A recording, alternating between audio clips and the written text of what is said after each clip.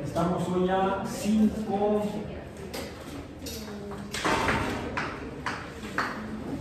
de noviembre del 25 de 2025 en física biológica. Y comenzamos a hablar la sesión pasada sobre fenómenos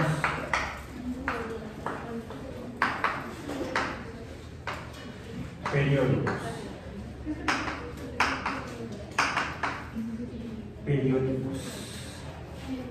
Los definimos como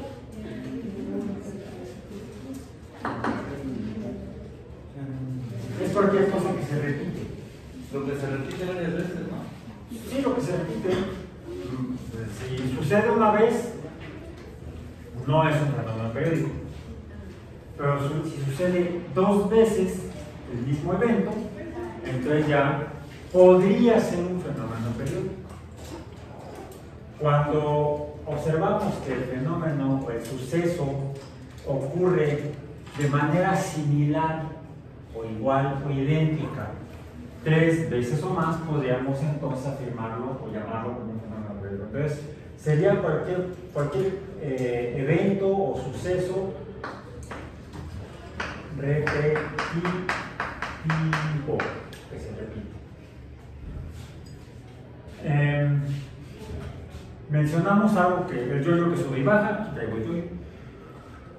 Una pelota que cae, una pelota típicamente cae verticalmente, como el yo-yo cae verticalmente. El yo-yo al llegar al extremo del hilo se regresa como la pelota cuando colisiona con el suelo, con la tierra, regresa. Puede ser en forma también vertical o puede incluso en una dirección espacial distinta. Entonces podríamos decir que la caída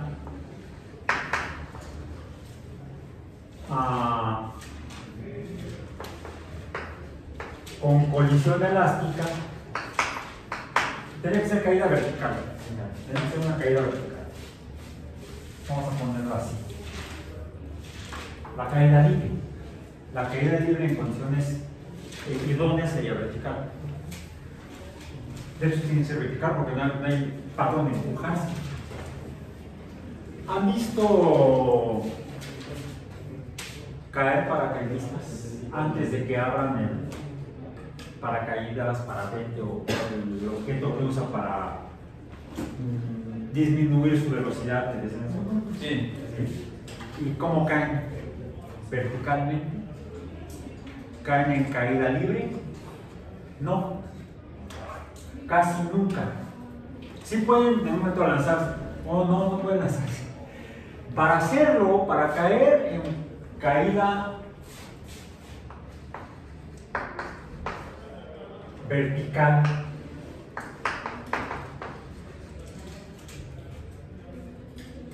¿podrían hacerlo desde un avión?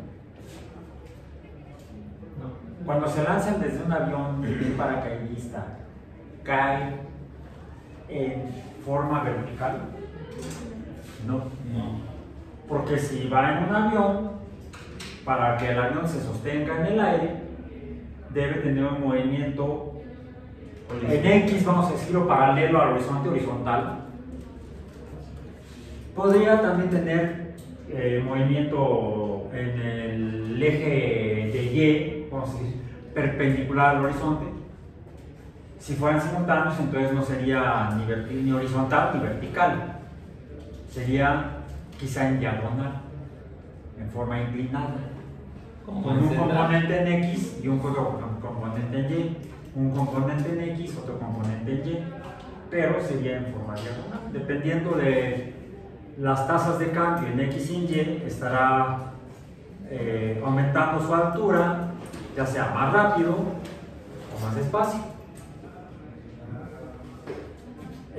Como tiene un componente en X, todo paracaidista que se lanza no cae verticalmente, porque debido a la primera ley de Newton, ¿cuál era la primera ley de Newton? De la inercia. la de la inercia. Si tiene un movimiento en X, al lanzarse, pues va a continuar con ese movimiento en X. Pero también va a ejercerse la atracción de gravedad. Hay una aceleración de gravedad que esa sería perpendicular, pero como tiene el componente en X, también el componente en Y. Entonces, ¿cómo es la trayectoria de caída de un paracaidista? Aunque se lance de bolita. Es en parábola. Es en parábola. La curva idónea será una parábola. Nunca se ve así en las películas. Por otras causas. Debido al aire mínimo. Los aviones mínimo para alcanzar a mantenerse en el aire necesitan tener una velocidad arriba de los 200 kilómetros entre hora. 2, sí, ok, sí, más o menos. 200 kilómetros, mayor a 200 kilómetros entre hora. De hecho, un automóvil podría volar. Pero ¿por qué no debe hacerlo? Porque si no se mata. Y si no le pasa lo que al de Rápido y Furioso. Sí se murió, ¿verdad? No Vin Diesel, el otro. ¿Walter? Walker se murió. Se transformó. Como era deformable, se deformó. No, estuvo horrible. Ya no sé si alcanzaban si se enteraron que fue captado por cámaras de seguridad y estaba aquí. Bueno, lo que no le pasó en la película le pasó en la vida real. El personaje de Vicky es Dominic Toretto. Esa es una de mis hijas que yo manejo así. No sé. Nada más hace poco tiempo que tenía que hacer un trámite, la llevé, le di un aventón, la llevé, me dijo, espera, sale corriendo y me dice, me falta un documento. Era en Polanco, vivimos en Tlatelolco y ya era tarde. Entonces la chica que le dije que le faltara el documento, ¿te dará tiempo de ir por el documento a tu casa? Dice, sí, no te preocupes, vengo con el papá. Dice que manejo como correcto. No sé. En fin, soy responsable cuando voy al volante. El punto es, un automóvil arriba de 200 km por hora podría llegar a levantarse del piso. No verticalmente, sino diagonal. Pero ¿por qué no lo hace?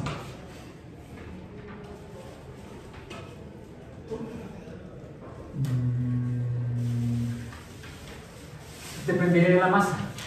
Si la masa del auto es muy grande, a 200 km por hora no va a poder levantarse. Pero fue un problema que enfrentaban los primeros automóviles hace 100 años. Hace ya casi 100 años los automóviles pudieron alcanzar prácticamente los 200 km por hora ya. Incluso los automóviles que se usaban para competencias, cuando las carreras de automóviles se hacían en carreteras. Y ya en aquel tiempo los automóviles alcanzaban velocidades hasta 200 km por hora. Y algunos tenían el problema que se empezaban a levantar del suelo. Un montón de años. Principalmente en Europa, es donde hacían eso. Y entonces se dieron cuenta que tenían que revisar la aerodinámica. Ya desde 1903 los hermanos Wright habían usado la aerodinámica para poder hacer su flyer, el primer aparato en el que los humanos pudieron levantarse del suelo y volar, utilizando los principios de la aerodinámica, que es la interacción de cualquier materia sólida o líquida incluso a través de un gas como el aire. Entonces el aire es un fluido. De hecho, los principios de la aerodinámica son los mismos que se aplican o funcionan en el caso de lo que se encuentra y se moviliza en un medio líquido, como los peces. Los peces son aerodinámicos, porque el agua es un fluido, los gases son fluidos, se comportan igual.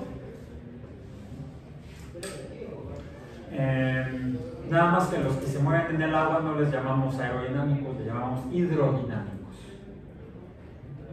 los principios son básicamente los mismos, del movimiento de objetos a través de fluidos. Sale por los paracaidistas, pero los paracaidistas no caen en vertical, sino por todas las interacciones físicas, la velocidad horizontal, el movimiento no es vertical. En cambio, la caída del yo-yo, pues sí es vertical. Y rebota, ¿de qué manera? En este caso también vertical. Y ahí se está repitiendo. Cierto, necesito darle un pequeño jalón para que vuelva a llegar al punto de inicio. ¿Cómo le llamamos al punto de inicio? Punto de equilibrio. ¿Sí? Donde está el cero, acá arriba sería el punto de equilibrio. Solo que conforme se mueve y alcanza la parte última del cordón, que sería el equivalente a la colisión, caída vertical con colisión. Pero no cualquier tipo de colisión. Tendríamos que especificar que sea una colisión elástica. ¿Para qué?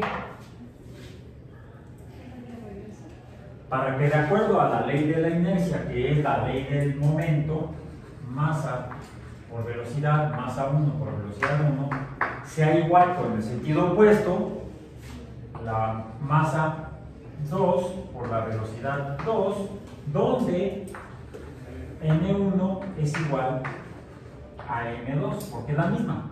El yo-yo no cambia su masa, la masa del yo-yo. La masa de la pelota no cambia. La verdad no cambia las pelotas porque ya no son el objeto principal para observar el fenómeno, como la pelota de golf, que es la que hemos visto que conserva mejor el movimiento. Es donde hemos observado la colisión más elástica de las pelotas con las que hemos experimentado aquí en el curso. Mientras más se acerque en el sentido opuesto, después de la colisión, al punto de inicio o punto de equilibrio, más elástica será la colisión. Pero aquí nos interesa la caída, la colisión y la conservación del momento. O sea, este lado de la ecuación, que idóneamente tiene que llegar acá. Vamos a llamarle a Y0. Sería Y1, sería de Y0 a Y1, y luego de Y1 a Y0 sería todo completo, lo que llamamos, para el caso del fenómeno que se repite, cae, golpea, colisiona, rebota, regresaría tal vez al equilibrio y volvería a caer, colisionaría, por conservación de momento, en condiciones idóneas, tendría que regresar.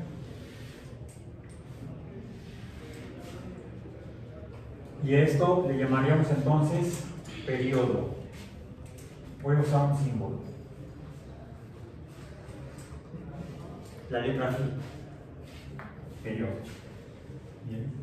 Ahora, esto normalmente no ocurre en las colisiones verticales de pelota de golf, la pelota de golf, aunque es la que regresa, la que en la conservación del momento asciende a una altura más cercana al punto inicial de caída.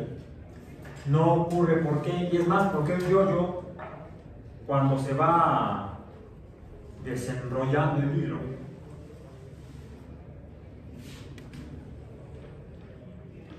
¿por qué no regresa al punto de equilibrio? A ver, es una masa, el yo-yo tiene una masa. ¿Sí? Está cayendo. ¿La velocidad es constante? No. Ya dijimos que es la de gravedad y por lo tanto es acelerada. La velocidad no es constante, va aumentando. Como va aumentando, hay una aceleración que sería la aceleración de gravedad. Vamos a dejar nada más como A y no como G. M por A. M por A, ¿qué es? Fuerza.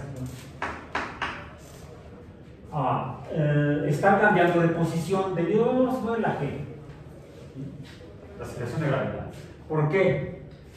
Porque la gravedad esa fuerza de gravedad, entre paréntesis vamos a poner la fuerza de gravedad, que la fuerza de gravedad no es esta, la fuerza de gravedad específicamente es F subíndice G, que se define como el producto de la constante universal por el producto de la masa del yoyo por la masa de la Tierra entre el cuadrado de la distancia, que es el radio terrestre, más la distancia que separa al yoyo del eje terrestre, del radio terrestre, del centro de la Tierra, elevado al cuadrado. Esta es la fuerza. Esta F está aquí. Entonces, esta F está actuando sobre la masa y por eso cae. Por lo tanto, esta masa está provocando este cambio de posición o delta Y. Ahora, si tengo una fuerza, esta fuerza que causa un cambio de posición en Y, ¿esto que dijimos que era? Donde delta Y es la distancia vertical. Fuerza por distancia es trabajo. Ahora sí se ve que están repasando, o al menos han mejorado su memoria. Están tomando lecitina. Dicen que es buena para la memoria. Trabajo. Ahora, toda fuerza que produce trabajo es energía. Esto es energía. Pero vimos que cuando la energía, por ejemplo, de la expansión de un gas cambia la posición del émbolo en un cilindro, o la posición de las paredes en un globo, se produce calor. En otras palabras, esta energía, la energía, puede realizar trabajo. Entonces será igual a la energía que produce trabajo. La energía que produce trabajo, entre paréntesis voy a poner la energía que produce trabajo. Es una energía que ha recibido varias descripciones o definiciones o nombres. Una de ellas ha sido la energía libre, la energía que es capaz de producir cualquier tipo de trabajo, un trabajo específico, es decir, la fuerza de gravedad produce trabajo gravitatorio, y esa fuerza de gravedad, cuando provoca el cambio, sería trabajo, y esa fuerza que produce trabajo sería energía, y la que produce ese trabajo de caída recibe el nombre de energía libre. Pongámoslo F de libre, free. Como tenemos la F de la fuerza, para no confundirlo, si esta idea se le ocurrió a un físico de apellido Gibbs, ya eso no, se le definió como la energía libre de Gibbs. Y entonces, en los libros más recientes, en los libros del siglo pasado, de la década del 50 y todavía principios del 60, en los libros de física y termodinámica, la energía libre que produce trabajo venía simbolizada por la letra F. Entonces ya sabemos si estamos hablando de fuerza o de energía libre. En la segunda mitad de los 60 y desde entonces hasta la fecha, en los libros de física y de termodinámica, se representa la energía, a toda energía capaz de producir trabajo, o la energía libre de Gibbs con la letra G, en honor al profesor Gibbs. Entonces vamos a dejarla con la letra G. Esta no es toda la energía que existe, sino solamente la que es capaz de realizar trabajo. Cualquier tipo de trabajo, puede ser el trabajo de calidad o trabajo gravitacional, o el trabajo de que me cuesta empujar una silla, posición inicial aquí, posición final, a ver, tomen el tiempo. Tenemos que saber cuál es la masa de la silla, pero no importa cuál sea la masa de la silla. 3, 2, 1, 0. ¿Qué distancia la recorrí? 1, 2 metros. Podríamos calcular el trabajo en X del cambio de posición de la silla, calculando lo que tardé de mover, de pasarla de cero a movimiento, Y entonces podemos calcular la fuerza que realizó el trabajo de mover la silla. Y esa sería la cantidad de trabajo. La energía del movimiento, la energía necesaria para mover la silla de una posición a otra.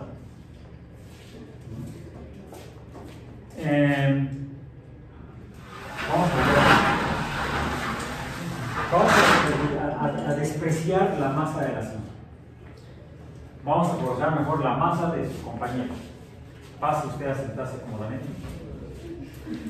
Y sí, ya debe estar acostumbrado. No vas a tomar el tiempo, vas a empujar a tu compañero. No vas a poder. Lleva un voluntario para que lo empuje. Puedes, ándale. No brinda a tu compañero el marinero musculoso. Listo, tomen el tiempo. En 3, 2, 1, 0.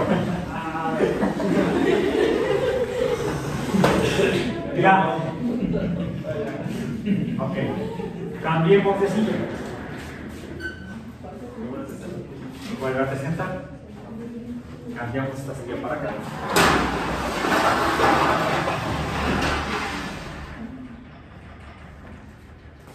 En 3, 2, 1, 0. Ya voy a hacer la colisión horizontal. Bueno, pregunta. Vamos a ver aquí. Pregunta. En ambas experiencias, delta X fue la misma, 2 metros. La diferencia fue, ¿cuál? El tiempo. El tiempo está aquí, en la aceleración. No es que esa, porque es horizontal. Entonces, fue la misma cantidad, la masa no cambió. Realmente hay poca diferencia entre la masa de esta silla y la masa de la butaca. Es despreciable. Podríamos, en un momento dado, si tenemos todos los datos, la masa, el tiempo bien medido, la longitud bien medida, la distancia, podríamos calcular la fuerza en cada experiencia. Y entonces ver que el trabajo es diferente. La energía, por lo tanto, fue distinta. En la primera experiencia, podríamos haber tomado otra medición. Esta silla tiene, esta es una silla de ruedas, pero no de uso médico. No se les ocurra que se rompa en una pata, anden con esta silla. Es una silla para uso médico. Es una silla con ruedas. La otra es una butaca común y corriente de salón, que nada más la butaca no tiene 4 patas, sino que tiene 2 patines. Vamos a ver. ¿Por qué digo que son 2 patines? Porque las 4 patas de la silla están formadas por varilla de hierro. Y esto opera como un patín, o como 2 patines, que permiten entonces que interactúe con el piso de manera diferente. No hacemos experiencia con una banca como esta, que tiene 4 patas, porque habría una gran diferencia. ¿Cuál es? La resistencia que pone el suelo con... Pero ¿a qué se debe esa resistencia? Tenemos la fuerza que se está aplicando, en este caso es la fuerza de gravedad, ¿sí? Deje su índice G, que es la de aquí, es vertical, sobre el área de las patas de la silla.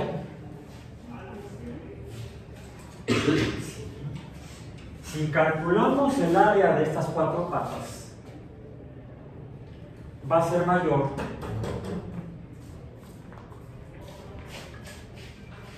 que el área de estas y que el área de las ruedas. Y eso puede hacer que el movimiento sea diferente. Diríamos, esa regla de aquí, esta no es A minúscula, perdón, es A mayúscula, porque es el área. Entonces, también lo que puede variar es la presión que ejerce el cuerpo sobre el piso.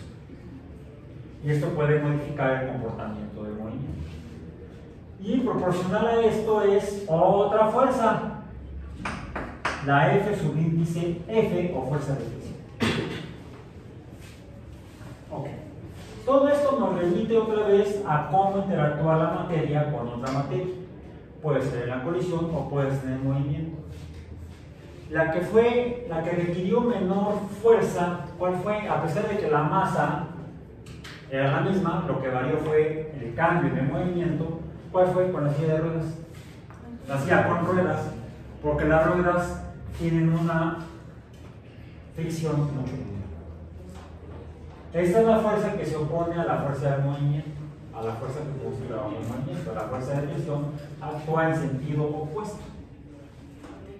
Y de ahí que te haya costado mayor trabajo. Aquí sí fue el que costó más trabajo, lo podemos cuantificar. Hacerlo en la silla, con los patines a la silla con las ruedas, porque la silla en las ruedas es mucho más pequeña.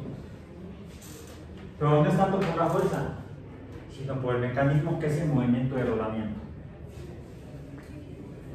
De que tengamos rodamiento, que es un movimiento periódico, modifica completamente el fenómeno mecánico del movimiento de la masa, en este caso sobre una superficie, como no puede ser la superficie de piso de esta sala.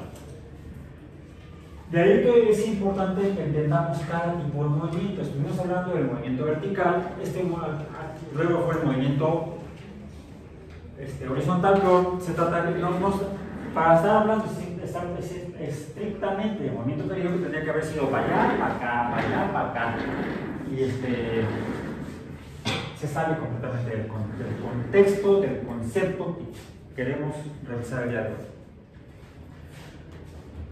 Básicamente regresamos al movimiento repetitivo de la caída y el rebote debido a la conservación de momento. Lo demás es una especie de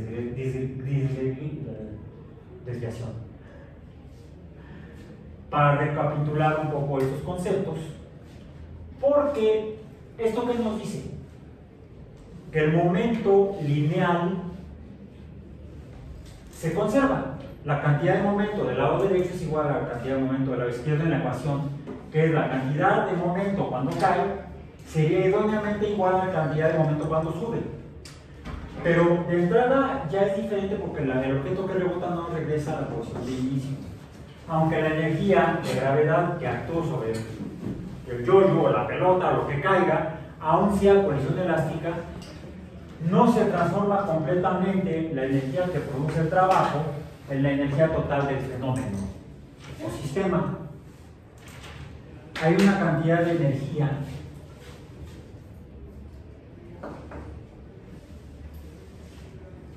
que le falta para tener la energía total de un cambio, de cualquier fenómeno en el universo. Uno es la que produce el cambio, puede ser un cambio mecánico de posición, movimiento, o puede ser un cambio en la forma de la materia, en la naturaleza de la materia. Hemos visto aquí que cuando un gas emite luz, se transforma de gas normal a gas plasma. Sigue siendo gas. Por ahí algunos físicos dicen es el cuarto estado de la materia. Según yo, no. Luego veremos por qué sustento mi afirmación de que los plasmas, a diferencia de la opinión de algunos físicos, no son un cuarto estado de la materia, porque de entrada son gases, aunque estén emitiendo luz. Y entendemos o podemos interpretar que no es un cuarto estado distinto a los otros tres, porque sigue siendo el gas, pero lo que le está ocurriendo es algo más físico que provoca que emita luz. Y además, un detalle, luz visible. Luz visible.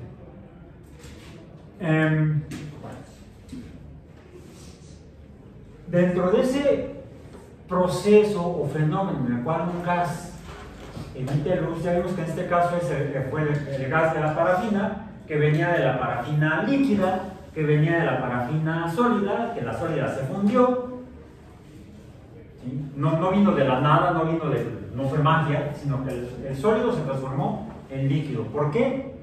Por aumento en su movimiento de las partículas del sólido. Se mueven más, pasan a líquido. Se mueven más, pasan a gas. Se mueven más, emiten luz. Pero sigue siendo gas. No es un nuevo tipo de materia o de estado de materia. Y vemos que queda un residuo, y por acá lo escribí. Quedan residuos producto de la emisión de luz por el gas. En cuanto a formas de materia, pasamos de la parafina a CO2 y agua. De hecho, hay otra forma en la que también queda C, y la que se quedó embarrada en el globo, cuando el globo nos reventaba. Cuando hice la actividad del globo con un poco de agua, luego le puse el plasma de parafina y el globo no reventó contra la diferencia del experimento previo. Bueno, otros dos globos, uno que reventó que tenía agua y otro que reventé aquí, anaranjado, que no tenía agua. Bien. ¿Qué es lo que quedó pegado en el globo que no se reventó? Se veía negro. Carbón. C. Con C, con C, con C, con C, con C, con C, con C, con C. Algo así.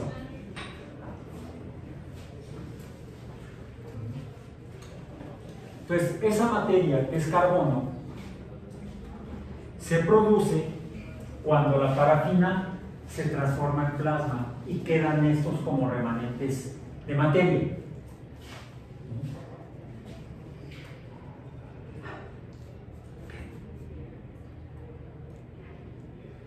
Y de hecho, ¿por qué se reventó el globo cuando no tenía el agua? Porque había otro tipo de energía. Le llamamos calor, solo que aquí la represento con la letra H. Porque es el calor que se produce cuando se realiza trabajo.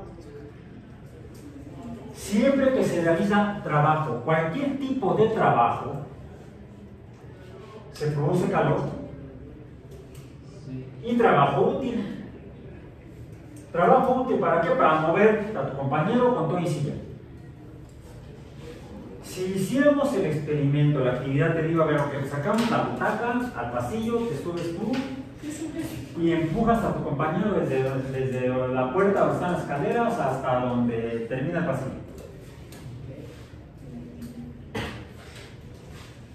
¿Qué le podría pasar a la silla? ¿Le podría pasar algo a la silla? ¿A la butaca? No a esta, a la de patines, no a la de ruedas. Bueno, habría un fenómeno debido a la interacción física del hierro de los patines con el granito del piso, este piso de granito, en el cual por fricción se van fragmentando, se van rompiendo. Nada más que es tan poca la cantidad de materia que se desprende del hierro del patín de la silla y del granito, que inicialmente no lo vemos, pero si te pongo a hacerlo todo el trimestre, terminaremos con un par de ranuras en el pasillo y con los patines o las patas de la silla aplanados. Pero eso sería a largo plazo. En el corto plazo observaríamos un cambio en el calor del piso y de la silla. Se calienta. Que es como cuando hoy en la mañana, sí, ¿verdad? Si no trajiste los guantes, entonces pienso que la temperatura va a estar más baja que la de mañana. Y vas a tener que traer doble gorro mañana. Los más pasamontañas, yo creo. Bueno, yo hoy vine de manga corta de país. Pasa que no salí tan temprano de casa, afortunadamente. Hoy no tuve clase a las 8 de la mañana. Entonces me pude dar el lujo de salir un poco más tarde.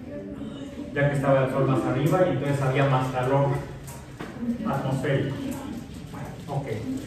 Entonces, cuando se realiza trabajo, por ejemplo, mecánico de mover la silla, se produce el trabajo útil de mover la silla, que es G. Calor, la pata de la silla se sentiría por arriba de la temperatura ambiente, se calentó, calor. Y la suma de estos dos en condiciones ideales sería la energía total, pero nos falta otra cantidad de energía, que es una cantidad de energía que ni realiza trabajo, ni tampoco sirve por lo menos para preparar huevos estrellados o salchichas para el gato. Porque esto ocurre siempre en cualquier, por ejemplo, en cualquier fenómeno mecánico de movimiento. Por ejemplo, los cilindros que se, no, los pistones que se mueven en los cilindros del motor de un automóvil. ¿Se han fijado lo que ocurre cuando se prende un motor de automóvil? En el lugar, en el compartimiento donde está el motor, ¿qué ocurre? ¿Cómo sabemos si el auto acaba de llegar? ¿Está caliente? Está a una temperatura mayor que la temperatura ambiente. Decimos está caliente. ¿Por qué?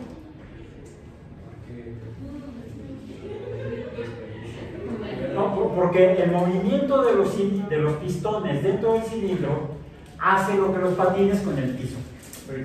Hay fricción, se produce el trabajo, el movimiento del pistón, que se mueve la biela, que se mueve las llantas, que se mueve el auto. Es una secuencia de transferencias de movimiento que empieza con una reacción química de combustión. Gasolina, diésel, turbocina, dependiendo del tipo de... Esto produce parte de la... Ya no es para... Imagínense, le ponemos parafina al tanque. No, por eso usamos combustibles líquidos. Fluyen más fácilmente del tanque a la cámara de combustión. De hecho, la gasolina entra líquida al cilindro, pero tampoco entra como gas. Entra atomizada, como mi soplete que decían. Entra atomizado, y mientras más pequeñas sean las partículas de las gotitas, como si fuera una especie de vapor de gasolina, más eficiente es la reacción de combustión, más completa es la combustión de la gasolina que entró. Dependiendo de cómo funciona el motor, más gasolina se va a quemar, va a entrar en combustión, mayor energía térmica se va a liberar, mayor será la expansión, o más rápida será la expansión del cilindro, y entonces más rápido se moverá el motor, y entonces podrán manejar como Toretto. No lo hagan. No lo hagan en casa. Tampoco en la calle. En casa. Mi hermano sí lo hizo en casa. Chocó su coche contra la columna del garage. Tenía un bocho y el bocho se quedó con la salpicadera abollada. Afortunadamente la casa no se cayó, ahí sigue en pie. Todavía después de que mi papá la vendió. Bueno, entonces, aquí tenemos trabajo químico. Esto es trabajo químico que directamente lo que nos interesa es el calor. Curiosamente nos interesa pero para la expansión, que finalmente es la G. Y esto produce la energía de movimiento. Pero hay otra energía que no podemos sacarle ni a la gasolina, ni a la parafina, ni a la silla, ni aquí, ni al yoyo, ni a la pelota que rebota. ¿Por qué el yoyo no regresa hasta el inicio? ¿Por qué la pelota no regresa a la altura original? No es tanto porque se caliente el piso o se caliente la pelota. Si la golpean mucho, sí se calienta. ¿Juegan básquetbol? ¿Se han dado cuenta que conforme va aumentando, avanza el partido, el balón se calienta? Sí. El montón de rebotes son muchos de estos que están produciendo calor. El balón de básquetbol se calienta debido a que estamos realizando trabajo mecánico. Bueno, no creo que suceda con un balón de básquetbol. Pero sí he visto, por ejemplo, ¿para qué usamos? El carro se mueve, G. El motor se calienta, H. ¿Y para qué usamos el calor? No, no sirve para nada. Sirve que está dentro del cilindro para expandir el gas. Pero el calor que está fuera del motor y en el cofre sirve para un caramba. Cuando consigas muchos carambas, entonces, ¿qué podemos hacer? Sacas el aire y con eso se usa el aire acondicionado con algo. Bueno, aún así, en alguna ocasión vi en un documental que eran dos señores que dirigían una tropa de scouts. Lo que hicieron fue diseñar un pequeño horno chiquito, era una cajita chiquita en la que metían las salchichas, las hamburguesas, lo adosaban al mofle de la camioneta, era una camioneta, al mofle de la camioneta. Ya estaban con los niños adentro de la camioneta, ahora sí vámonos. Cuando regresaban, cuando llegaban al sitio del campamento, ya las salchichas y las hamburguesas estaban preparadas. Ese es un uso inteligente de H. Que este calor en particular recibe un nombre, entalpía. Entonces la energía total de cualquier proceso es la energía libre más la entalpía. Pero aún así, queda una cantidad de energía que no podemos usar. Y es la energía a la que llamamos entropía. Y es el destino del universo. Parte de la energía forma estrellas, forma planetas, forma satélites, forma vida, pero la energía total del universo va a terminar en entropía. Una vez que se use toda, ya sea produciendo calor o cosas, al final quedará sobre entropía. Sin embargo, esta ley sigue funcionando, la ley de la conservación del momento, para todo cambio que implique materia o masa. Ahora, pero estamos en los fenómenos periódicos. El primero que vimos fue el rebote. ¿Por qué? Podríamos concluir entonces hasta ahorita. ¿Por qué la pelota o el yo-yo o nada que caiga en caída libre con colisión elástica idónea regresará al punto inicial de equilibrio? ¿Por qué? Por la entropía. Incluso si le hago mucho al yo-yo, el hilo se va a calentar. El hilo, cuando uno está con el yo-yo, dale y duro, se calienta. Tenemos la H. Pero cuando dejo caer el yo-yo y rebota, no llega hasta arriba en gran medida, porque parte se va en calor, un calor no medible, es tan pequeño que no se mide, y se hace más notable la entropía. Por eso tengo que darle el jalón para mitigar esta entropía. Si quiero que el yo-yo llegue hasta arriba y yo siga jugando con el yo-yo, tengo que meterle energía al sistema que me llene este hueco que me deja el entropía. Más allá, pues sí, el yo-yo rebota, se conserva en movimiento, la pelota rebota, se conserva en movimiento. Hemos visto, cuando empezamos a ver los fenómenos periódicos, mencionamos otros tipos de fenómenos periódicos de movimiento. ¿Cuáles son? Mencionamos la oscilación, lo que dice antes con SC, la oscilación, que es la del péndulo. Vimos que el péndulo puede ser colgante o puede ser invertido, como los postes durante los sismos. ¿Sí les ha tocado ver? Y los edificios. No acuerdo cuando fue un sismo más o menos de magnitud decente. Si los que vimos en la Ciudad de México, no sé qué tembló. No sé si tembló, ni me enteré. ¿De cuánto fue? A ver, vamos a ver. Ah, no, fue de 3.5. A mí echen uno de 7. Uy, qué miedo. Ya pasó septiembre. Ahora sigue noviembre. No hay relación, no hay relación cronológica con los sismos a nivel planeta Tierra. Además, ahorita estamos sintiendo algún sismo y sin embargo en algún lugar de la Tierra está temblando. la corteza se mueve. La corteza se mueve porque está fracturada. Bueno, ahora, entonces tenemos las oscilaciones, péndulos colgantes. Decía que estaba en el edificio donde vivía antes. Es un edificio largo de 13 niveles. Yo vivía en el edificio 9. Y un día que tembló como a mediodía, creo que debe haber sido fin de semana porque estaba en casa, y desde empezó a temblar. Sí sonó la alerta sísmica, nos quedamos todos quietos porque estás en un noveno piso, no puede hacer nada. Entonces ya se movió el edificio, se acabó el sismo, bajamos y nos encontramos un vecino que estaba abajo cuando tembló. ¿Cómo estabas? Bien. ¿Y cómo viste el sismo? Dicen, pues no, ya vamos a ver cómo el edificio se hacía así. Ahí sigue el edificio. Bien. Tiene ya más de 50 años y ahí sigue. Entonces, esos serían péndulos invertidos. Realmente. Son movimientos repetitivos. Son movimientos, en este caso, oscilatorios. Otro tipo de movimiento, dijimos, repetitivo. El circular. Que lo dibujamos así. ¿Sí? Lo ponemos en un eje, en un sistema cartesiano, y dijimos que se puede representar el movimiento de los objetos.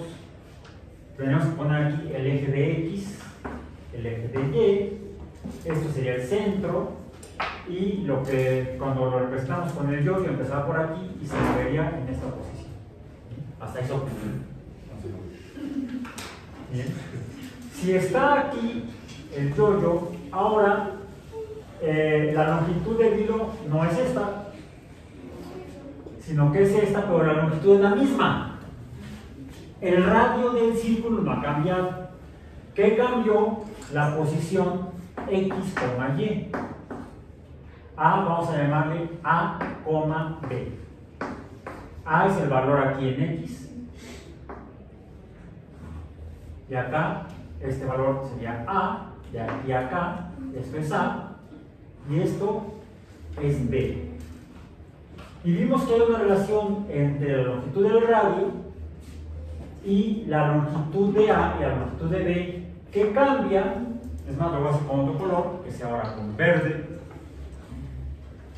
Verde guami. No, este es más pálido. Ahora también hizo. Aquí sería A verde, B verde. Bien. Y ahora está aquí.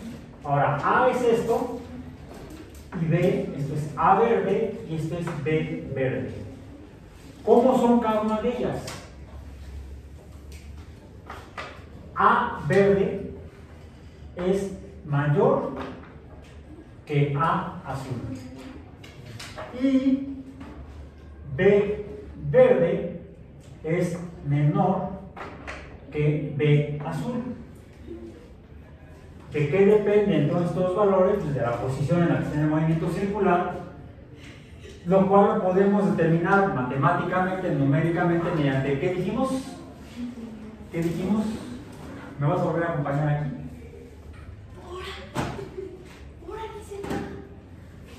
Por favor, no te distraigas. Te ayuda a tu compañera sacando la punta. Bueno, ok, sigamos. Entonces, ¿cómo podemos conocer A, B y el ángulo que distinga al radio en estos dos casos? ¿Cuál fue? ¿Mediante qué? Aunque partimos del teorema de Pitágoras, ¿cuál dijimos que era? Aquí está todavía, por ahí quedó. A cuadrada más B cuadrada es igual a R cuadrada, porque estamos hablando de esto. De aquí se definen tres funciones trigonométricas básicas, aunque en total son 6. Pasa que las segundas 3 son las inversas de las primeras 3. Que se define de esta manera. Vamos a llamar al ángulo, casi siempre le damos nombre de letra griega. La teta. Le llamamos al ángulo teta. Teta azul y teta verde. No, me quedó horrible esa tela. No se me interpreta. Ok, entonces tenemos el valor del ángulo, perdón,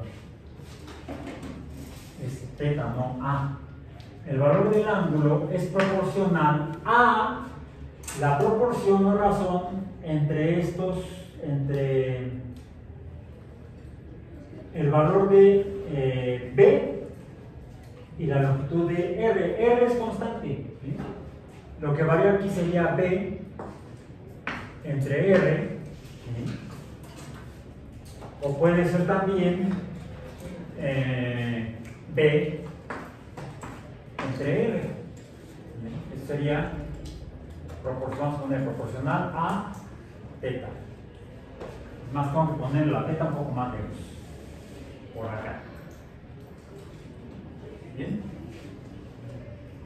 ¿Cómo se llama esta relación? Que de hecho nos va a cambiar la proporcionalidad, la relación proporcional, a una relación de igualdad. Que es distinto a la, fíjense, esta es B grande, B pequeña, grande, pequeña. A pequeña, A grande. Quiere decir que son recíprocas B y A.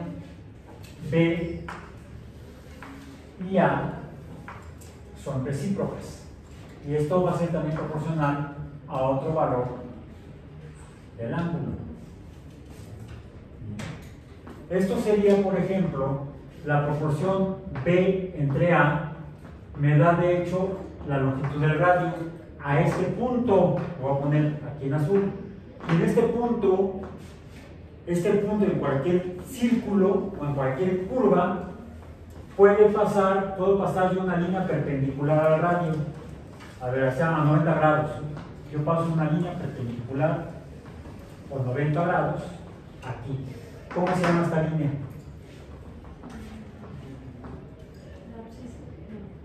A ver, este es un radio. La línea perpendicular al radio en un círculo, ¿cómo se llama?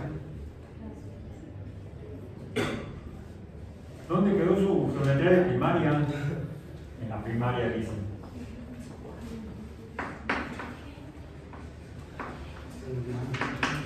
La tangente. Entonces, la tangente es la proporción de B entre A. ¿Cómo lo sé?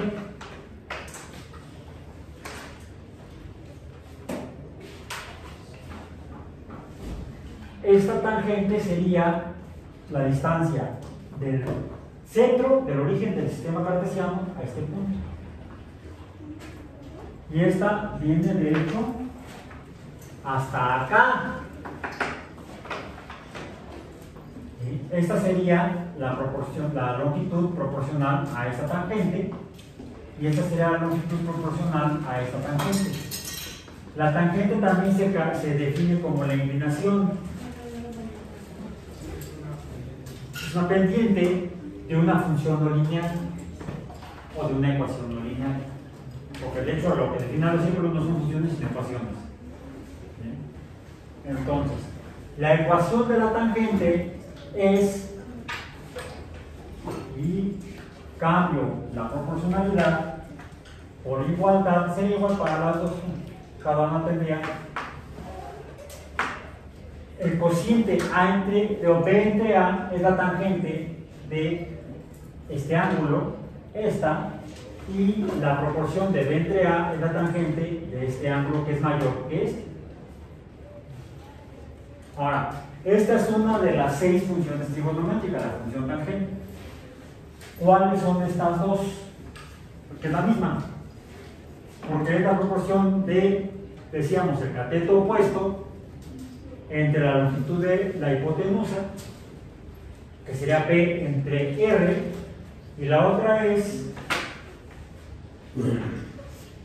la proporción, esta es grande, esta es pequeña, B grande a pequeña, A grande, B pequeña, es inversa. Entonces, también debe haber una relación de A sobre R, tanto para el azul el ángulo azul como para el ángulo verde. A entre R.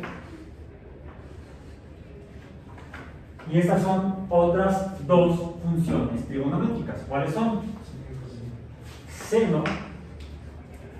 El seno del ángulo es el cociente del cateto opuesto entre la hipotenusa. Aquí vamos a poner entonces también igual al seno para el ángulo verde. Y acá sería el coseno para el ángulo azul.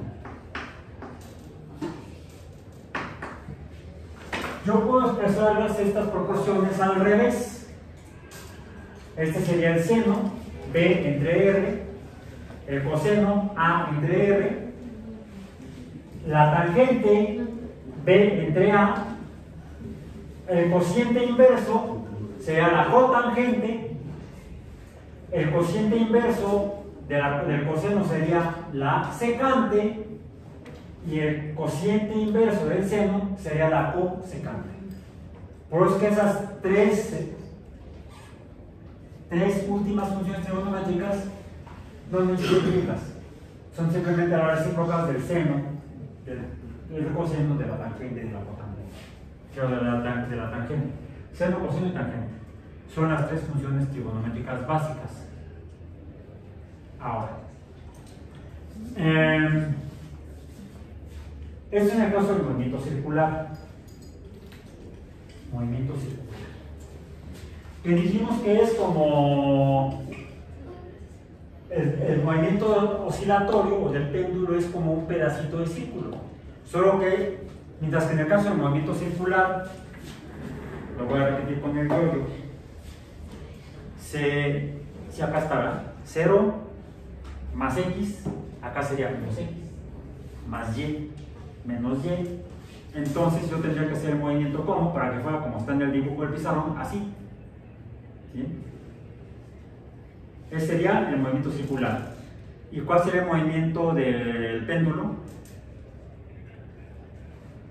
Este, que es ahí viene el círculo, pero no termina y se regresa.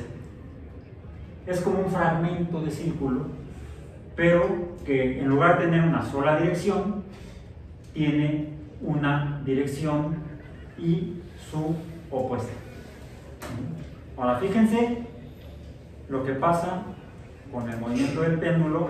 Tiene una longitud de, decíamos, como de 80 centímetros, ¿no? Más o menos. Tiene esa longitud. Fíjense lo que va a pasar si yo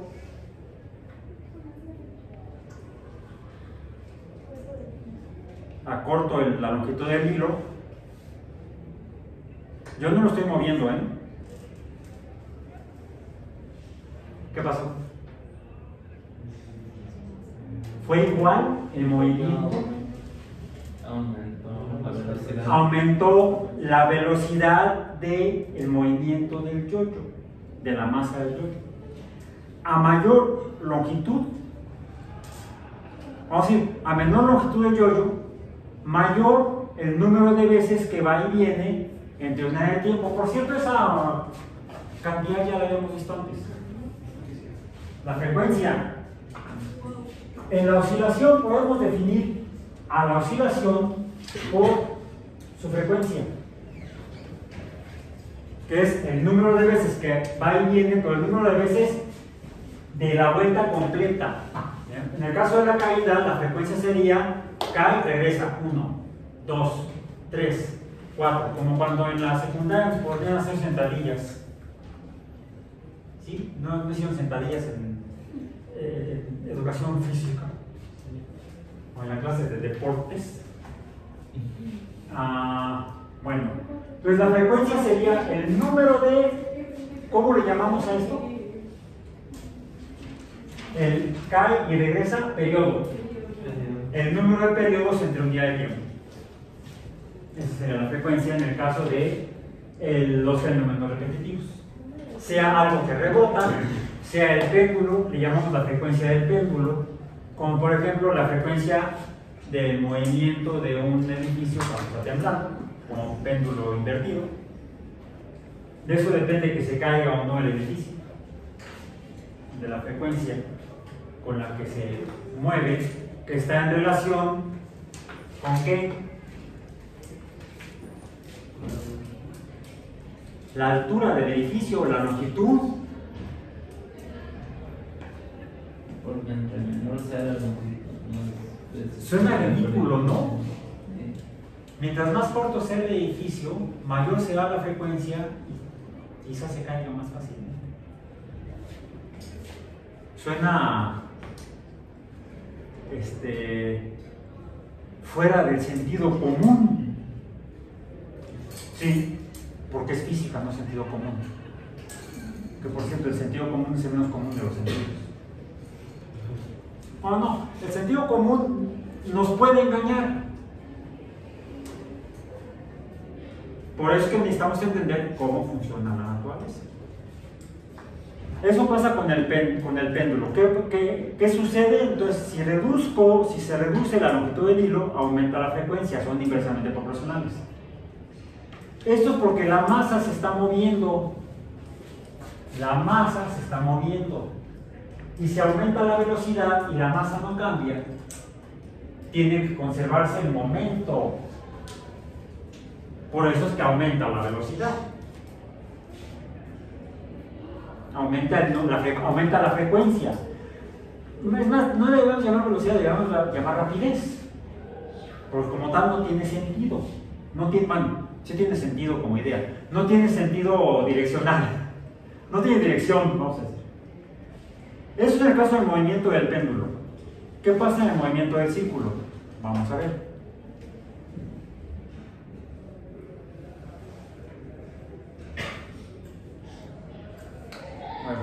Bueno, 1, 2, 3, 4, 5. La frecuencia más o menos como de 1 por segundo, ¿no? 1 Hz. Le dijimos que la unidad de frecuencia es el Hz. Ese es el movimiento circular de 1 Hz. Si lo acorto, el radio, ¿qué pasa? Aumenta la frecuencia, como en el péndulo. Aumentarían los hertz, ¿no? Aumenta la frecuencia, aumenta el número de hertz. Y para eso ya me cansé. No, para eso traje mi silla de escritorio de mi changarro de la oficina. ¿Cómo le dice Pinocho a Ashek? Ahí te cuidamos el cuchitín. Y allá arriba tengo mi cuchitín. Sí, ahí te cuidamos el cuchitín. Cuando se vaya muy, muy lejano. A ver, fíjense. En 3, 2, 1.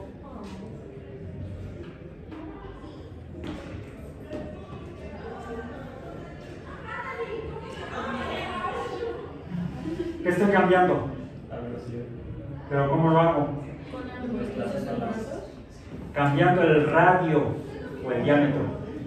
Por cierto, ¿aumentó el número de alumnos en el salón? ¿O estoy mareado? ¡Ay, Dios!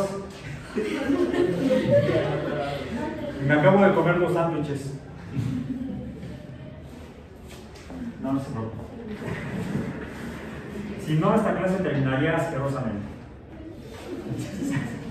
No, afortunadamente, años de entrenamiento. Bien, esto que ocurrió, que vemos, es la conservación del movimiento circular. Si el radio disminuye, para conservarse el movimiento, la cantidad de momento en el movimiento circular, aumenta la velocidad, pero ya no la medimos como metros entre segundo. ¿Cuáles son las unidades del movimiento circular? ¿Qué es lo que estamos midiendo? Ángulos. Entonces, el movimiento circular se puede medir de 2 maneras y nos va a dar 2 números diferentes. Que necesitamos estar claros de cómo los vamos a interpretar, porque la interpretación es recíproca. Inicialmente el movimiento circular se mide por cuánto cambia el ángulo entre unidad de tiempo. Sería entonces delta teta entre delta t. Esto es movimiento circular. Y de hecho esto sería, dado que delta teta sería el cambio del ángulo, sería entonces la velocidad angular. Esto es velocidad angular.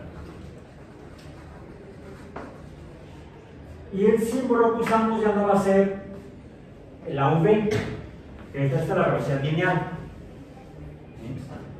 La velocidad angular la representamos con la letra omega, minúscula, porque el símbolo de la omega mayúscula lo usamos para otra cosa. Entonces, la velocidad angular es el cambio en el ángulo en función del tiempo. Conforme se gira más rápido, la velocidad angular será mayor. Pero depende de la longitud del radio. Entonces, la velocidad angular es inversamente proporcional a la longitud del radio, R. Porque si el radio es grande, la velocidad angular es pequeña, se mueve despacio. Si el radio es pequeño, se mueve más rápido, la velocidad angular es mayor. Por eso es que son, lo puse yo, chueco, 1 entre R. 1 entre R es la relación del radio respecto a la velocidad angular. Y lo pongo como proporcionalidad, no lo estoy explicando la cantidad exacta, el valor de la proporcionalidad exacta.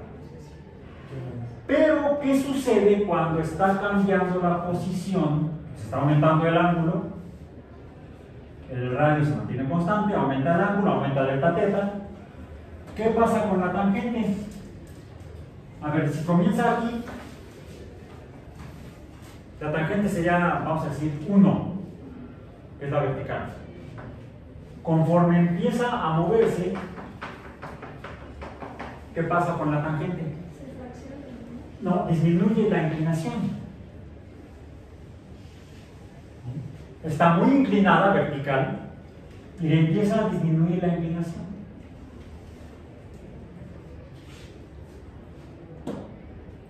Otra cosa que veo es la magnitud del arco donde se encuentra la tangente. En otras palabras, la longitud del perímetro. Ya vemos longitud. Si nos vamos al fenómeno de movimiento lineal, pues podríamos calificarlo como un movimiento en línea no recta, no rectilíneo, sino en línea no recta.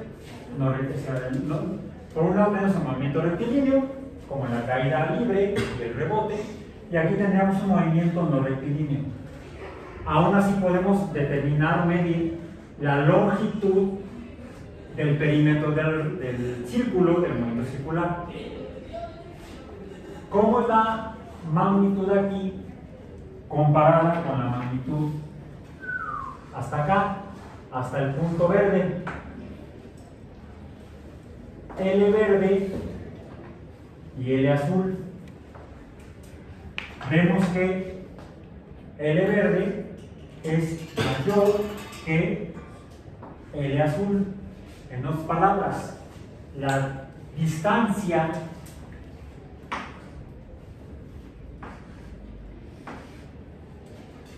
acá es mayor que la distancia aquí. Y si dividimos distancia entre el tiempo, ¿qué tenemos? La velocidad tangencial.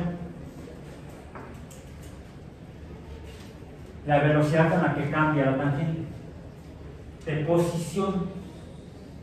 Pues tenemos dos velocidades en el movimiento circular, o en cualquier movimiento no lineal, en un movimiento curvo. No tiene por qué ser un círculo completo, el mismo péndulo. Cuando ustedes van en un vehículo y van a dar vuelta en una curva, estamos experimentando dos velocidades, la velocidad angular y la velocidad tangencial. Omega y B es su índice tangente, la velocidad tangencial. Fíjense. La velocidad angular es cómo cambia el ángulo en función del tiempo. La velocidad tangencial es cómo cambia la longitud en función del tiempo. Para dos círculos de tamaño diferente, voy a usar otro gis que sea este, que creo que es rojo. ¿Qué pasa si el movimiento circular es este? El rojo.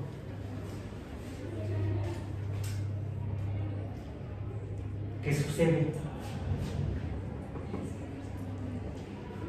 Hasta aquí el ángulo es el mismo. ¿Ven? Pero la tangente es más pequeña. Misma velocidad angular, diferente velocidad tangencial. La velocidad tangencial depende del radio del movimiento del círculo. Y esto es importante, por ejemplo, cuando vamos a centrifugar, porque la separación de los objetos de interés en la técnica de centrifugación, por eso es que estamos viendo esto en física biológica, por eso es física biológica, porque están estudiando ustedes para la licenciatura en biología experimental. ¿Y qué usan en los experimentos de biología experimental? Por ejemplo, cuando tienen que hacer determinaciones de ADN, pues hay que aislarlo. ¿Y cómo se aísla? Se usan diferentes técnicas, una de las cuales es la centrifugación. Bueno, ¿qué centrífuga debo usar?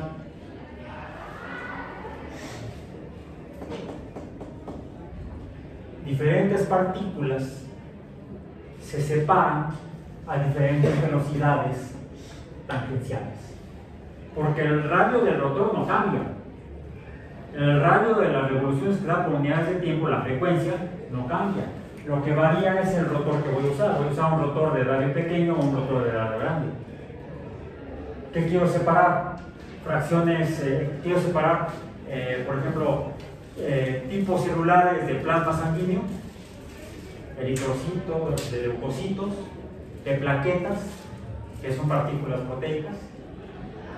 O no, lo que me interesa no son separar células de un tejido biológico, sino separar organelos celulares.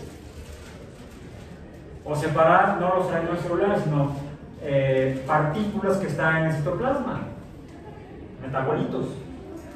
No todo se separa por cromatografía o por electroforesis. Porque de entrada, para separar por electroforesis necesitamos que presente propiedades eléctricas. ¿Qué carambas es eso? Lo vamos a ver más adelante. Pero si no tiene propiedades eléctricas la sustancia que quiero separar, no la puedo separar por electroforesis. Entonces, ¿qué técnica de separación debo usar? Pues están las que se basan en la solubilidad, que son por ejemplo las cromatografías, las que se basan en electricidad, que son las electroforesis, o las que se basan en masa, ¿Qué es la centrifugación? que es la centrifugación. De ahí Por eso que cuando ponen los tubos de centrifugación se ponen encontrados cada uno, ¿no? además tienen que estar balanceados si no vas a romper el eje de la centrifugación, por ejemplo. Entonces, hay muchas otras características técnicas que estarán viendo en su UEA de métodos instrumentales, o creo que algo así. Bueno, ya para terminar, ustedes a ver, déjenme ver, vibraciones. Vibraciones.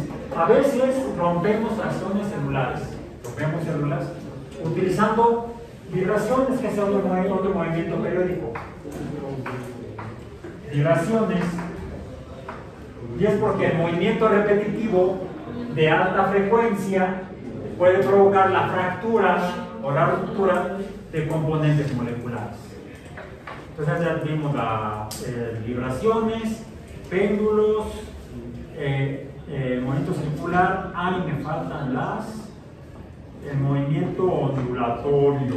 ¿De dónde sale qué onda con la onda? Pues aquí está. ¿Qué es la función seno? Vimos, conforme se da el movimiento circular, va aumentando el valor de B. ¿Sí? Vamos a tomar B, el seno. va aumentando el valor de B hasta que llega a un máximo y luego disminuye hasta 0. Y luego aumenta, pero ¿dónde está? En valores negativos. Luego vuelve a acercarse a 0. ¿Y qué sucede si esto cambia en el tiempo? Yo puedo hacer otro sistema de referencia y lo voy a poner aquí, así, con este gis color amarillo bolillo, no es cierto, amarillo huevo más bien.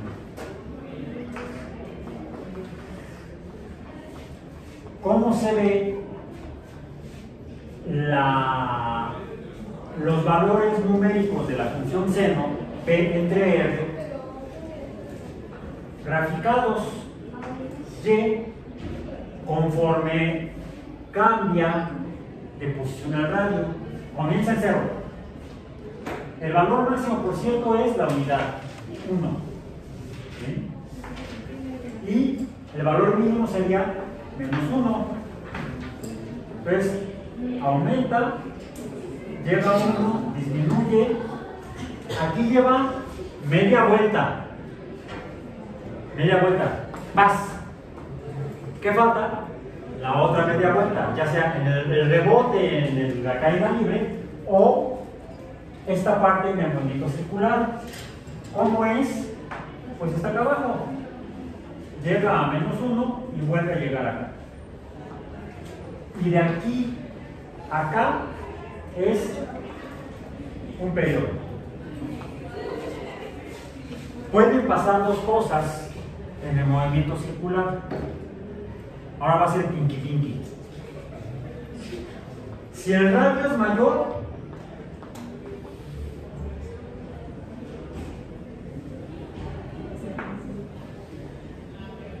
tiene el mismo periodo, pero diferente altura. El periodo es el mismo, pero la altura a la que llamo, ¿dónde el amarillo acá está? La altura se llama amplitud A. Y la amplitud es la distancia entre la línea de equilibrio o el 0 y el valor de B entre R. Acá. Disminuye, aquí sería menos A y acá es más A. En este caso, A es al revés. No, ya quedó. Menor que, más rápido. Menor que A. Mayor amplitud, menor amplitud. Por cierto, ¿qué sucede si no cambia la frecuencia?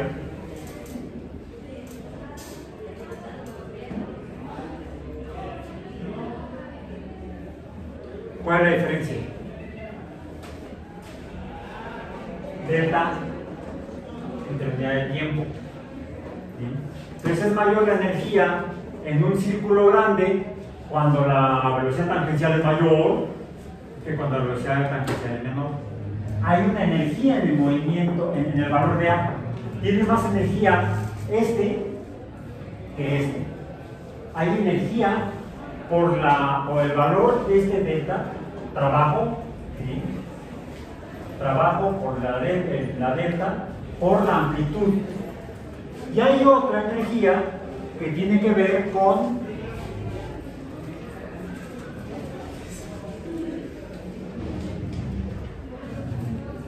no te preocupes, espero que no se rompa.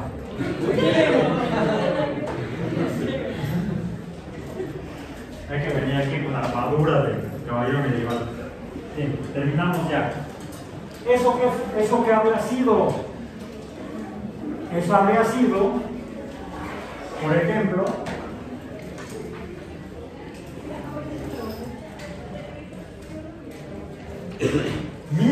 misma amplitud que el amarillo, pero ahora el periodo es más corto, sube y baja en menor tiempo, la frecuencia es mayor. Hay otra energía que depende de la frecuencia, Y aquí es a mayor frecuencia, mayor energía. Mayor amplitud, mayor energía. Mayor frecuencia, mayor energía. Y esto tiene que ver con otros fenómenos periódicos que vamos a ver mañana en el laboratorio. Por hoy terminamos.